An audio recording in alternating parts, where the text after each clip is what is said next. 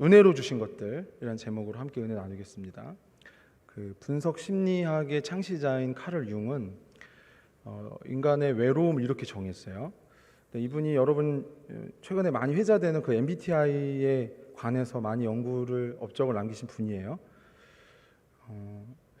당신의 주위에 사람이 없어서 외로운 것이 아니라 당신의 문제에, 당신이 고민하고 있는 일에 소통할 수 있는 대상이 없기 때문에, 그 누군가가 없기 때문에 외로운 것이다, 이렇게 얘기를 했어요.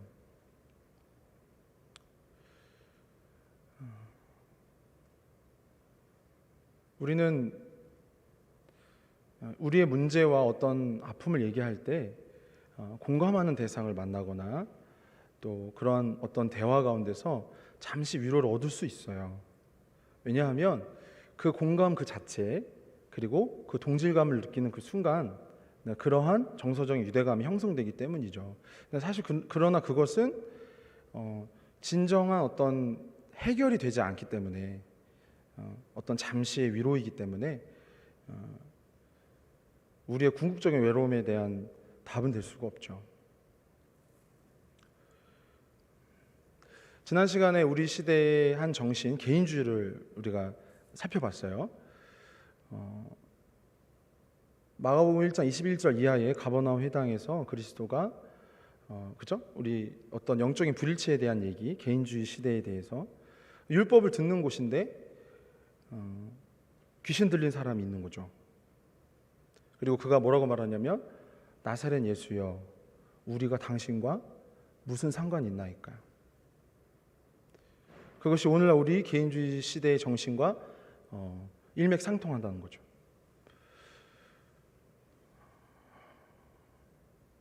우리 주님이 우리의 모든 일에 상관해 주시기를 바랍니다. 할렐루야. 우리 주님이 우리의 모든 일에 관여해 주시기를 바랍니다. 그렇게 소원하시기를 바랍니다. 그리고 이 시대의 한 특징이 뭐냐면 AI 시대라는 거죠. 인간의 많은 경험과 또 기계적인 분석이 축적되어 있는 빅데이터에 우리가 고민하는 것을 거기에 쉽게 이렇게 맡긴다는 거죠. 거기에 쉽게 질문하고 거기에서 뭔가 어떤 해답을 얻으려고 한다는 거죠.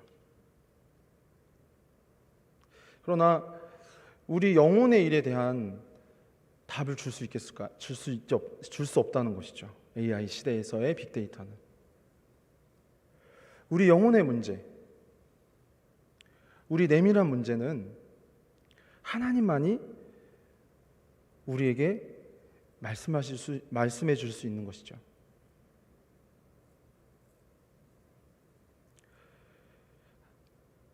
세상이 알 수도 줄 수도 없는 그 답변, 하나님이 우리에게 주실 줄 믿습니다.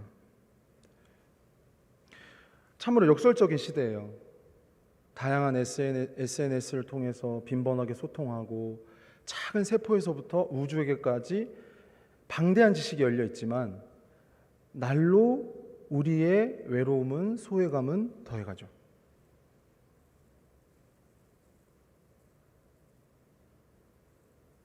왜냐? 우리의 소외와 외로움과 영혼의 문제에 대한 답을 하나님만이 갖고 계시기 때문입니다.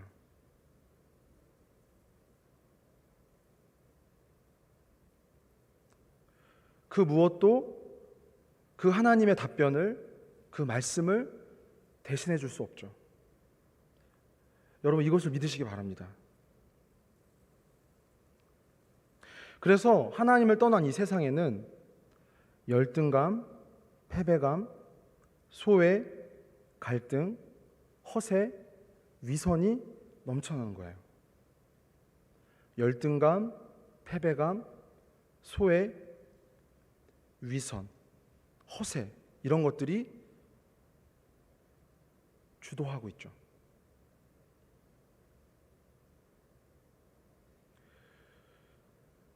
하나님만이 우리의 존재의 문제에 대해 우리의 내밀한 영혼의 일에 대해 답을 갖고 계세요. 요한일서 2장 15절 16절인데요. 한번 같이 읽어보실까요? 요한일서 2장 15절 16절 말씀 시작.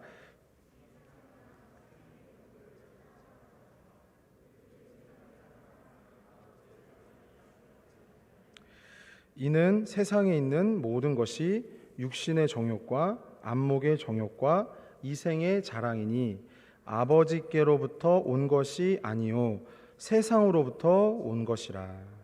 그러한 세상, 육신의 정욕과 안목의 정욕과 이생의 자랑으로만 차 있는 세상에서 우리의 문제에 대해, 우리 영혼의 문제에 대해 어떠한 답도, 어떠한 참된 위로도 얻을 수 없다는 거죠. 우리에게 정말 필요한 것은 무엇이냐? 하나님의 형상으로 지음받은 우리에게 정말 필요한 것은 하나님의 사랑이죠. 하나님이 주시는 만족이죠.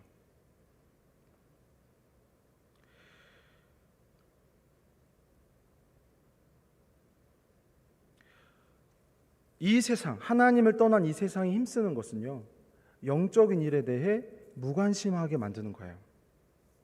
그래서 육신의 일에 몰두하게 하는 거죠. 그리고 더 정확하게 말씀드리면 이 육적인 것을 통해서 영적인 것을 대신하게 하려는 거죠. 이 육적인 것을 통해서 영적인 것을 바라보게 하려는 거죠. 그것을 대신할 수 있는 것처럼 혹은 그것으로도 충분히 영적인 것을 추구할 수 있다는 속임을 준다는 거죠. 창세기 11장 3절에서 5절 말씀을 보면 우리가 잘 아는 바벨탑 사건에 대한 말씀입니다. 한번 같이 읽어보실게요. 창세기 11장 3절에서 5절 말씀 시작.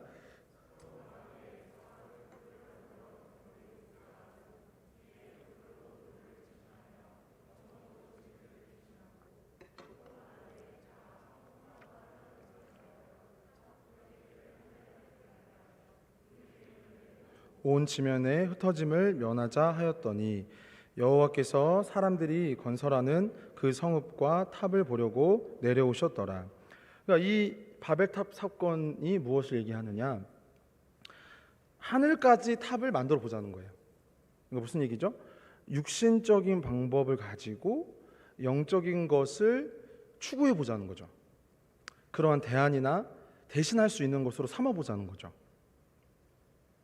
우리 내면의 열등감이나 패배감, 그러니까 사실은 본성상 우리가 하나님을 떠남으로 기인한 모든 세상의 결핍과 우리가 당면한 여러 가지 마음의 문제들에 대해서 하나님 앞에 겸손하게 우리가 실패했습니다, 우리가 하나님을 멀리함으로 우리가 넘어졌습니다 하고 나아가야 하는데, 그렇게 하나님께 겸비해야 하는데 어떻게 해요?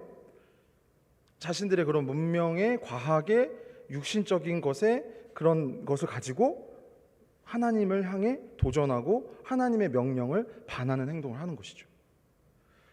이 창세기 11장의 바벨탑 사건이 사실 지금 우리의 모든 세계 안에 이루어지고 있는 하나님을 떠난, 하나님에게 겸비하지 않는 우리의 궁극적인 문제를 보여주는 거죠.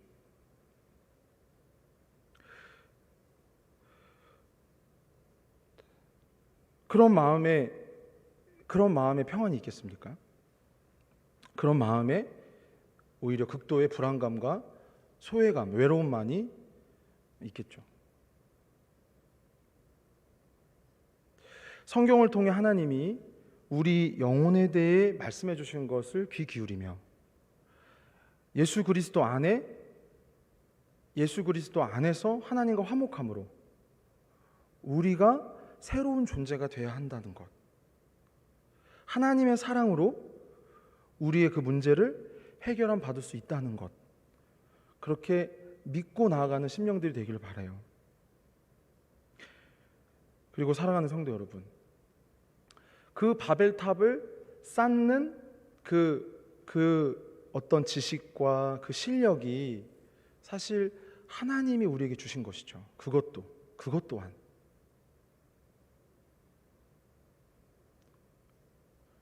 그런데 우리가 우리의 실패에 대해 하나님과 화목하지 않음으로 추구하는, 육적인 것으로 영적인 것을 대신하려 한다거나 육적인 것을 추구함으로 영적인 것을 이룰 수 있다라는 그런 교만한 마음, 영적으로 어두워진 그 고집을 버리지 않기 때문에 계속 바벨탑을 또 제2, 또 제3, 또 제4 그렇게 그리스도가 오실 때까지, 심판날까지 그렇게 바벨탑을 양산한다는 것이죠.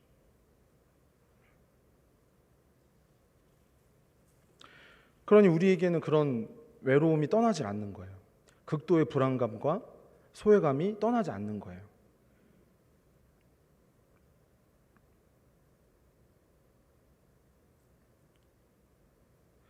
방향이 크게 잘못됐다는 거죠.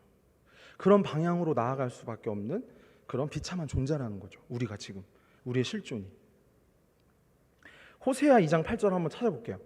성경 한번 찾아볼게요. 구약 성경 호세아 2장 8절.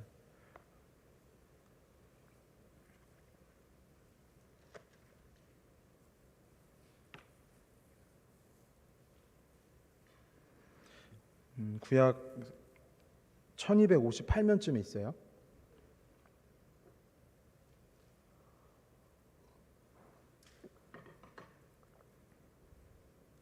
자, 호세아 2장 8절. 자, 한번 같이 읽어볼까요? 그 한 절 말씀. 자, 시작. 곡식과 새 포도주와 기름은 내가 그에게 준 것이요 그들이 바알을 위하여 쓴 은과 금도 내가 그에게 더하여 준 것이거늘 그가 알지 못하도다. 아멘. 그래서 우리가 그렇게 애쓰고 힘쓰고 추구하지만 결국 바벨탑을 쌓듯이 바알을 위하는 것으로 잘못된 영적인 답을 얻으려고 하는 그러한 결과밖에 얻을 수 없다는 거죠. 그러면 우리는 반드시 성령으로 거듭나야 합니다. 다시 태어나야 하죠. 새로운 존재로 우리가 변화받아야 합니다. 요한복음 3장 5절에서 7절 말씀인데요. 우리 한번 같이 읽어보실까요? 요한복음 3장 5절에서 7절 말씀 같이 한번 읽어보죠. 시작. 진실로 진실로 내게 이르노니 사람이 물과 성령으로 나지 아니하면 하나님의 나라에 들어갈 수 없느니라. 육으로 난 것은 육이요 영으로 난 것은 영이니 내가 네게 거듭나야 하겠다 하는 말을 놀랍게 여기지 말라. 이 제2, 제3의 바벨탑을 쌓는 문제, 그리고 아까 호세아 선지자가 그 2장 8절에서 그들이 열심을 내지만 결국 바알을 위하는 것으로 그들이 받은 모든 자원과 하나님의 어떤 혜택들에 대해서 그 오용하는 부분에 대한 얘기. 여기 사실 이 본문 요한복음 3장에서도 니고데모가 그렇거든요. 이 가르침에서 율법의 선생이요 당시 유대 사회의 유대 율법 종교 사회의 지도자였던 그가 이렇게 얘기를 하는 거죠. 그러면 선생님, 내가 어머니의 뱃속에 한번 다시 들어갔다 나와야 합니까? 이 3장 안에 니고데모가 처음 주님께 거듭남에 대한 말씀을 듣고 하는 반응이 사실 그 얘기를 계속 해주시는 거예요. 주님이 우리의 그 바탕이 우리의 그 영적인 것에 대하는, 우리의 영혼의 일에 대하는, 우리의 다음 세상과 하나님의 나라와 그리스도의 구원의 일에 대해 우리가 영원히 새로운 존재로 나아가는 것에 대해 인식의 바탕이 여기에 있기 때문에 제2, 제3, 제4, 제5 바벨탑을 만드는 것뿐밖에 할 수가 없고, 열심을 내지만 결국 바알을 위하는 잘못된 우상 숭배의 길로 가는 것 외에는, 그리고 직함은 유대의 스승이요 율법의 선생이라 하나 그리스도의 거듭남에 대한 말씀에 대하여 할 수 있는 답변이라곤 나를 낳아준 어머니 뱃속에 다시 들어갔다 나와야 합니까 정도로 밖에 안 된다는 거죠. 그걸 성경은 계속 그걸 우리한테 얘기해 주는 거예요. 이것을 이렇게 한번 설명해 드리고 싶어요. 여러분 그 야구 좋아하세요? 야구? 베이스볼? 야구 좋아하거든요. 근데 자, 이런 거예요. 뭘 얘기하고 싶은 거냐면 너무 이게 어떻게 보면 너무 쉬운데 너무 어려운 대목이라서 사실 이 설명을 어떻게 해야 될까 많이 고민했어요. 이거 정말 거짓말 아니고 3일 고민했는데 이 생각이 들더라고요. 야구에 보면 그 사인을 하시잖아요, 감독께서. 그쵸? 그러니까 지금 뭐 예를 들어 보내기 번트를 내라. 그러면 여러분 아시죠? 막 현란한 손 동작을 아시죠? 막 이렇게 막 하고 뭐 이렇게 하고 막 이렇게 하는 거 막 아시죠? 근데 이게 팀마다 다 다른데 이건 있어요. 한 공식은 있어요. 뭐냐면 키라는 제스처가 있어요. 키. 영어로 키.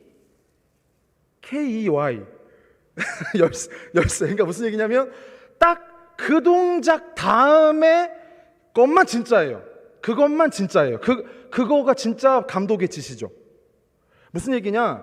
여러 막 현란한 동작을 하잖아요. 근데 그 팀에서 한 약속을 한 거예요. 키로 코를 만지는 것이 키다. 그러면 무슨 동작을 막 하다가 코를 딱 만지셨어요, 감독께서. 그럼 요 다음 동작이 진짜예요. 요 직후의 동작이. 그러니까 뭐 아무 상관없어요. 뭘 하고 뭐 눈을 뭐 코를 파고 뭐 이렇게 해도 그건 다 페이크예요. 그건 다 페이크예요. 근데 그 팀의 키의 동작, 감독께서 코를 만진다. 그러면 그건 진짜예요. 그 직전에 그 다음의 동작이. 나왔어요. 말씀 들을 때 그래야지. 자, 무슨 얘기냐면 예수 그리스도가 키라는 거죠. 할렐루야.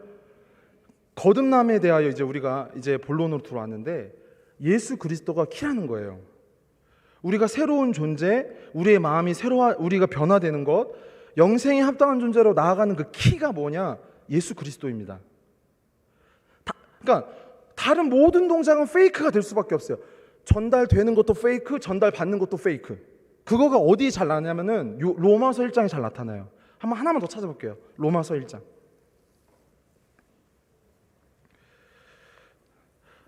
우리 주께서 피조하신 세계에 일반 은총으로 베푸신 것이 페이크는 아니에요.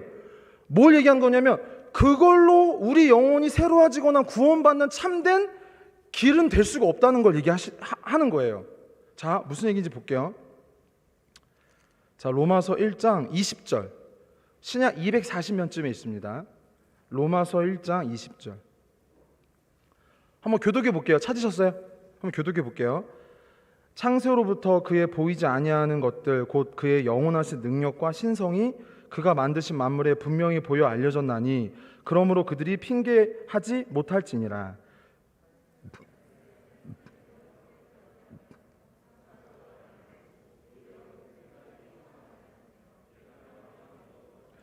스스로 지혜있다 하나 어리석게 되어.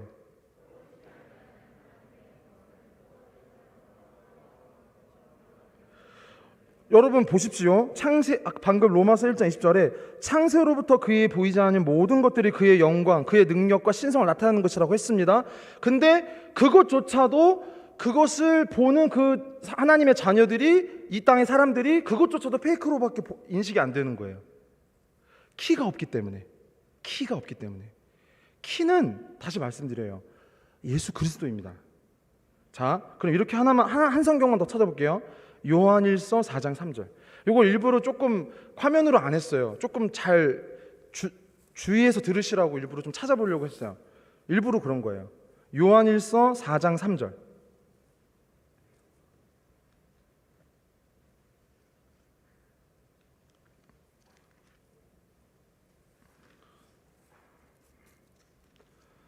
자, 한번 같이 읽어볼게요. 1, 2, 3절 읽을게요. 요한일서 4장 1, 2, 3절. 키입니다.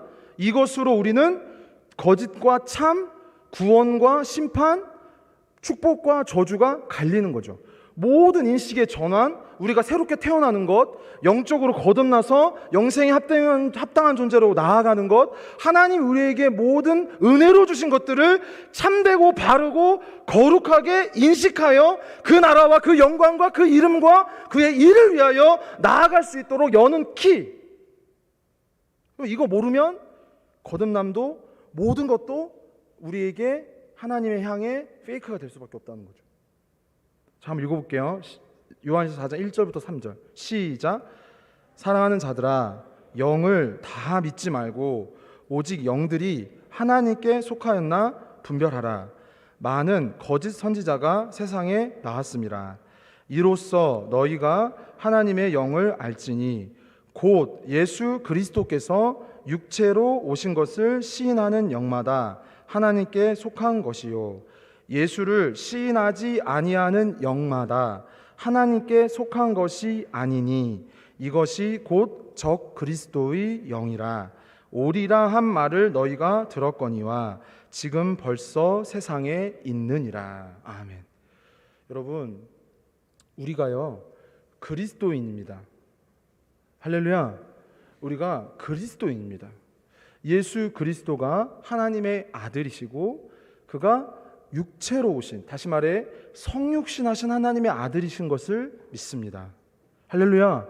그럼 그것이 거듭남의 키라는 거예요. 그것으로 우리는 하나님에 대해, 하나님의 일에 대해, 하나님이 은혜로 주신 것들에 대해 올바르게, 제대로 참되게 받아들이고 그렇게 쓰임받는 존재가 된다는 거죠. 여러분 모두 그렇게 되기를 바랍니다. 니고데모는 영혼의 목마름이 심했습니다. 율법의 선생으로 당시 유대 민족의 어른이었지만 산헤드린 공회의 회원이었어요. 당시는 종교 사회이기 때문에 그 권한이 굉장했어요. 그 산헤드린 공회 회원이라는 것은 모든 종교적인 것, 사법적인 것에 권한을 갖고 있는 지도자. 그렇지만 그 속에는 영적인 불안과 외로움이 가득했죠. 어느 날 그는 나사렛에서 오신 어떤 목수의 소식을 듣습니다. 그리고 보았죠. 그가 하시는 일을, 하나님의 능력으로 약한 사람을 고치고 귀신을 쫓아내는 그 일을 보았죠. 하나님의 일을 본 거예요. 그 키를, 내 영혼의 키를 만난 것이죠. 여러분, 여러분의 영혼의 이 키이신 그리스도를 만나셨습니까? 여러분, 이분으로 여러분 새로운 생명 얻게 되기를 바랍니다. 거듭나시기를 바랍니다. 그렇지 않으면 앞서서 제가 말씀드린 대로 제2, 제3의 바벨론 탑을 쌓는 것과 내가 종교적인 열심을 내어도 결국 바알을 숭앙하는 것 외에 내가 선택할 수 있는 것이 없다는 것, 우리의 존재적인 비참함이 그러하다는 것 잘 아시길 바라요. 요한복음 3장 1절 2절 말씀인데요, 한번 같이 읽어보실까요? 요한복음 3장 1절 2절 말씀 화면을 통해서 같이 읽어보죠. 시작.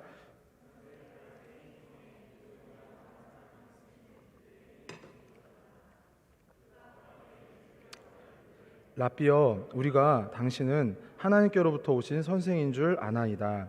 하나님이 함께 하시지 아니하시면 당신이 행하시는 이 표적을 아무도 할 수 없음이니이다. 그가 예수님을 밤에 찾아온 것은 뭐냐면, 한번 제 소리만 따라볼까요?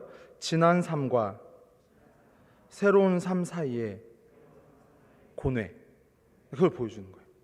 그가 밝은 낮에 그가 일하실 때 찾아오지 않고 그 밤중에 찾아온 것은 뭐냐면 자신이 지나온 삶, 지난 삶, 다시 말하면 아직 머물고 있는 삶이라고 할 수 있겠죠. 현재적으로. 예? 그리고 나아가야 할 새로운 삶, 그리스도가 나의 키가 되셔서 이제 열려질 그 영적인 삶 사이에 고뇌를 보여주는 거죠. 밤은 그런 의미예요. 그러니까 여러분 밤에 돌아다니면 돼야 안 돼요?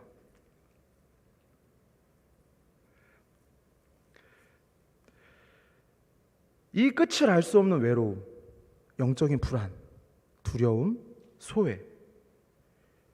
유대의 어른이라는 직함은 있었지만 답을 얻을 수 없는 그 내밀한 불편함이 그를 사로잡고 있었던 거죠. 사랑하는 성도 여러분, 이러한 고민이 여러분에게도 있기를 바랍니다. 아유 목사님 뭐 고민하라네. 위로의 말씀, 뭐 이렇게 위안의 말씀이 아니라 고민하라네. 근데 이 고민은 하셔야 돼요. 다른 고민 다 차치해도요, 무엇을 먹을까, 무엇을 마실까, 무엇을 입을까, 이런 고민 다 차치하고요, 내 영혼이 지금 어디로 가고 있나, 내가 과연 새 생명을 얻었는가, 내가 그리스도인인가. 여러분 이러한 고뇌의 밤이 여러분에게 있기를 바랍니다. 이거 있으셔야 돼요. 이 고뇌의 밤은 있으셔야 돼요. 반드시. 세상은 내 영혼의 일에 답을 줄 수 없어요. 아셨죠 이제? 할렐루야. 세상은 내 영혼의 일에 답을 줄 수가 없어요. 그리고 내가 정말 주목해서 봐야 하고 내가 힘써서 고민하고 내가 이것을 꼭 해결받아야 하는 주제는 그것이에요. 내용이 지금 어디로 가고 있지? 안전한가? 이 외로움의 이유는 뭐지? 세상 속에는 하나님의 사랑이 없어서 육신의 것으로 영적인 것을 빈자하는 것밖에 없죠. 그럼 여러분 속지 않길 바랍니다. 자, 우리 이렇게 앞뒤 옆에 성도에게 권하세요. 속지 마세요. 속지 마세요. 여러분, 아버지의 사랑이 없는 세상의 것에 속지 마세요. 그 세상에 여러분 뭐 마음 뺏기고 물질 뺏기고 시간 뺏기고 정신 뺏기고 그렇게 하시면 안 돼요. 그렇게 되지 말지어다. 할렐루야.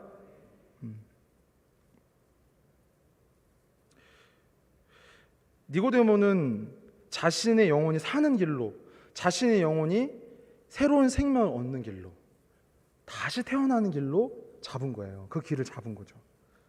주님이 은혜를 베푸셨어요. 근데 여기에 이러한 그 안에 일어난 변화가 뭐냐면 이 세상에서 자신이 갖고 있는 지위나 시선을, 그 세상에서 받고 있는 그 시선을 내려놓은 거죠. 이것이 여러분에게도 동일하게 필요해요. 여러분이 지금 여러분 때에 굉장한 어떤 사회적인 관계적인 시선과 압박이 있단 말이에요. 지금 여러분 연령에 뭐 그죠? 어떤 취업에 관한, 결혼에 관한, 어떤 비전에 관한 압박이 있단 말이에요. 사회의, 세상의 관계에서 오는 그런 게 있어요. 니고데모도 사실 얼마나 그게 무거웠겠어요. 사내들인 공회 회원이라니까요. 오늘날로 말하면 사실 국회의원이나 국무위원보다 더 강한 사람이에요. 이 사람이요. 이 사람이 갖고 있는 포지션이. 근데 그 밤에 주님을 찾아온 거죠. 왜요? 답을 얻을 수가 없었거든요. 내 영혼의 외로움과 두려움과 불안감과 그 소외감에 대한 답을 주지 않는 거예요. 근데 나사렛에서 오신 한 목자께서, 그 목수께서 하나님의 능력을 힘입어서 귀신을 쫓아내고 병자를 고치고 연약한 사람을 일으켜 주시는 것을 보고 그가 하나님의 메시아, 그가 내 영혼의 키인 것을 깨닫게 된 것이죠. 여러분에게도 이 은혜가 열리기를 바랍니다. 할렐루야. 요한복음 9장 22절에 보면 그 당시 그 주이시 커뮤니티에서 어떤 약속이 있었냐면 예수 그리스도를 시인하는 자는 출교하기로 결의했단 말이에요. 예수 그리스도를 따르는 자나 예수 그리스도를 시인하는 자는 출교하기로 결정했단 말이에요. 여러분, 우리는 불과 한 세기 전만 해도 예수 그리스도를 믿는 신앙 때문에 박해가 있었던 땅이었어요. 이 대한민국은. 아세요? 아셔야 돼요. 그리고 그러한 박해의 시대가 또 다시 오지 않으리란 법이 없어요. 여러분, 주의 이름으로 그래서 부탁드려요. 반드시 예수 그리스도가 여러분의 영혼의 키가 되시기를 바라요. 왜냐하면 그렇게 되지 않으면 박해의 시대가 올 때, 위협의 시대가 올 때, 공포의 시대가 올 때 따를 수 없어요. 따를 수 없어요. 니고데모처럼 결단할 수 없어요. 니고데모 속에 변화를 일으키신 그리스도가 그의 영혼의 키가 되어주셨기 때문에 그가 가지고 있는 모든 삶의 짐과 무게와 시선과 압박을, 그 모든 부담을 내려놓고 그에게 나아갈 수 있었던 거죠.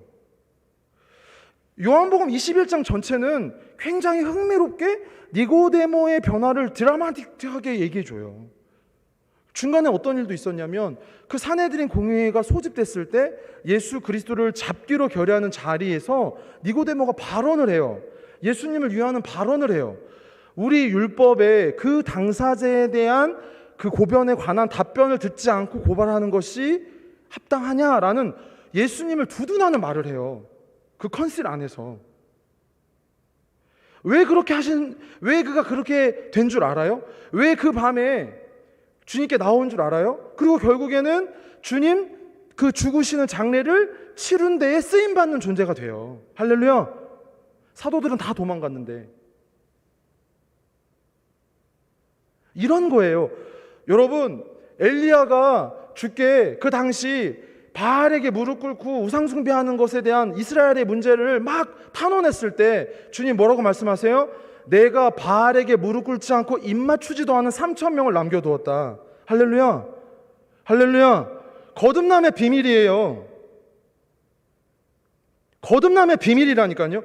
겉을 보고 외양을 보고 밖을 보면 알 수가 없어요. 하나님이 지금 우리 한국교회를 버리셨나? 하나님이 이 열방에 대한 긍휼을 거두셨나? 볼 수 없어요. 그러나 예수 그리스도가 키가 되어, 예수 그리스도가 우리의 생명의 빛이 되어 우리 가운데 행하신 일을 바라보고 인내하고 그에게 우리의 영혼의 일을 맡길 때 반드시 우리가 새 생명을 얻게 될 줄 믿습니다. 우리의 모든 비전과 우리의 삶의 모든 우선순위와 가치관이 변화될 줄 믿습니다. 누구에게나 열린 문이지만 누구나 걸을 수 있는 길은 아니에요. 그래서 마태는 뭐라고 얘기하냐면 잔치, 천국의 비유를 혼인잔치의 비유로 하셨는데 마태는 뭐라고 말하냐면 청함받은 자는 많되 택함받은 자는 적도다. 거듭남의 비밀이에요. 여러분, 예수 그리스도를 믿을 때에 성령을 받으셔야 돼요. 다시 태어나셔야 돼요. 지금 여러분이 힘쓰고 추구하고 우선하는 것을 살피셔야 돼요. 참된 일인가? 그 나라를 위한 일인가? 그의 이름과 영광에 향한 것인가? 여러분, 이 시간 잘 묵상해 보세요. 살펴보세요. 아셨죠? 요한복음 3장 3절인데요. 한번 같이 읽어볼까요? 요한복음 3장 3절 시작.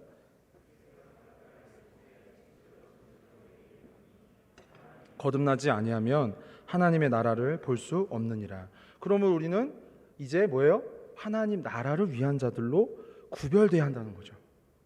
이 세상 나라를 위한 자들이 아니라, 즉 우리가 막 이 세상의 일에 이 세상 사람의 뭐 무슨 관계없이 뭐 무슨 산속에 들어가서 뭐 숲속에 들어가서 그런 얘기가, 산속 숲속 똑같죠. 그런 게 아니라 정말 하나님 나라를 위해 이 세상 나라를 돌볼 수 있는 자가 되는 거죠. 이것을 C.S. 루이스가 이렇게 얘기했어요. 한번 같이 읽어볼게요. 그 순전한 기독교의 한 부분인데요. 조금 긴데 그래도 조금 참을성을 갖고 중요한 내용이니까 한번 같이 읽어보죠. 시작. 세상을 지향하면 둘 다 이룰 것입니다. 이상한 법칙처럼 들릴지 몰라도 이와 유사한 법칙이 적용되는 예들을 많이 찾아볼 수가 있습니다. 건강은 큰 축복이지만 건강을 직접적으로 주된 목표로 삼는 순간부터 여러분은 노상 어디가 병들지 않았나 노심초사하며 까다롭게 살피는 사람이 되어버립니다. 건강은 오히려 다른 것을 추구할 때 더 쉽게 얻어지는 법입니다. 마찬가지로 우리가 문명 자체를 주된 목표로 삼는 한 문명을 구원할 수 없습니다. 우리는 문명 이상의 것을 바라는 법을 배워야 합니다. 그러니까 이 세상 너머를 볼 수 있는 믿음의 눈. 할렐루야. 이거예요. 이 세상 너머를 볼 수 있는 믿음의 눈. 그것은 무슨 뭐 중세 카톨릭 무슨 성화처럼 막 눈이 반쯤 저 하늘을 보고 이렇게 뭐 막 이렇게 뒤에 이렇게 막 아우라가 있는 그런 삶이 아니라 우리 하나님의 아들 예수 그리스도가 사람이 되신 것을 믿음으로 우리 영이 새로워져서 이 땅을 그렇게 하나님의 영광과 나라와 그의 말씀에 대해 책임지는 자들로 나아간다는 거죠. 여러분, 그러한 변화가 여러분 삶에 일어나길 바랍니다. 오직 육으로 나는 것은 육이요 영으로 나는 것은 영이에요. 영적인 존재는 육신의 연약함, 이 세상의 실패에 대해 시인합니다. 아, 더 이상 이 세상에 내 소망을 둘 수 없구나. 한번 죄송하지만 따라 볼까요? 이 세상에 소망을 둘 수 없구나. 그래요? 그래요? 거듭나셔야 돼요. 근데 그렇게 제가 드린 질문에 대해서 내가 답을 못하면 그걸 지금 점검하셔요. 내가 거듭났나? 내 영혼의 키가 되신 그리스도가 내 안에 계신가? 그렇게 답을 할 수 없으면 내 거듭남을 지금 확인해야 돼요.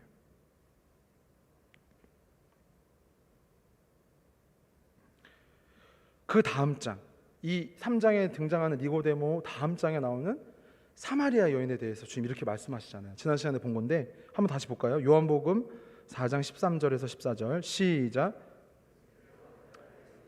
이 물을 마시는 자마다 다시 목마르려니와 내가 주는 물을 마시는 자는 영원히 목마르지 아니하리니 내가 주는 물은 그 속에서 영생하도록 솟아나는 샘물이 되리라. 아멘. 그러니까 이게 어떤 특징을 주님 보여주시는 거냐면 성령으로 거듭난 사람, 예수 그리스도를 내 인생의 영혼의 키로 이제 삼은 사람은 내 마음에 세상의 그 어떤 걸로도 흔들 수 없는 만족감이 있다는 거죠. 세상의 그 어떤 걸로도 어떤 것이 침해하거나 흔들 수 없는 약속이 있다는 거죠. 그래서 주께서 이 성령을 받음에 대해서 뭐라고도 말씀하시냐면 인침을 받았다라고 말하시거든요. 도장을 받았다. 도장을 받았다. 그러니까 여러분 예수 그리스도를 따를 때에 성령을 사모하시기 바랍니다. 그의 영으로 이 세상을, 여러분 자신을 잘 살펴볼 수 있는 그 말씀에 깨어있는 심령들이 되시기를 바랍니다. 그럴 때 이제 뭐예요? 우리가 이렇게 사도 바울처럼 고백할 수 있는 거죠. 빌립보서 3장 8절 이제 마지막 말씀이에요. 같이 읽어볼까요? 빌립보서 3장 8절 시작. 내 주 그리스도 예수를 아는 지식이 가장 고상하기 때문이라. 내가 그를 위하여 모든 것을 잃어버리고 배설물로 여김은 그리스도를 얻고. 할렐루야. 무슨 얘기죠? 그리스도를 얻기 위하여 모든 것을 버렸다 혹은 배설물로 여겼다. 이게 거듭남의 비밀이 의미예요. 내적인 확신과 성령이 주시는 강한 담대함이죠. 니고데모가 보여줬던 결단, 사도들이 보여줬던 순교, 우리 조상, 우리 한국교회의 선배들이 보여줬던 그 일사각오의 그 삶이 되는 거죠. 여러분도 그러한 삶으로 나아가게 되기를 바랍니다. 할렐루야. 여러분 꼭 그렇게 되셔야 돼요. 우리가 겪고 있는 이 시대의 어떤 여러 가지 문제들에 대해 여러분 성령으로 생각하고 기도하고 그렇게 하나님의 도움을 구하는, 세상에 어떠한 여망도 기대도 소망도 걸지 말고 오직 우리 주 예수 그리스도께 여러분의 영혼의 문제와 삶의 여러 내용들을 내어드리시기를, 맡겨드리기를 바랍니다. 기도하죠.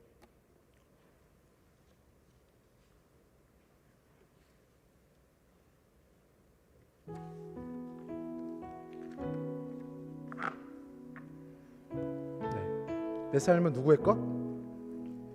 네? 내 삶은 누구의 것? 할렐루야. 네.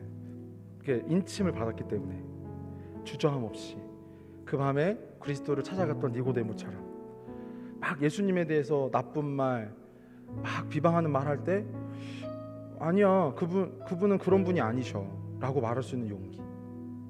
그리고 그의 사도들과 제자들은 다 도망갔지만 그의 죽으심과 장례를 치르는데 희생했던 그의 드라마틱한 변화가 여러분에게도 있기를 바랍니다. 할렐루야.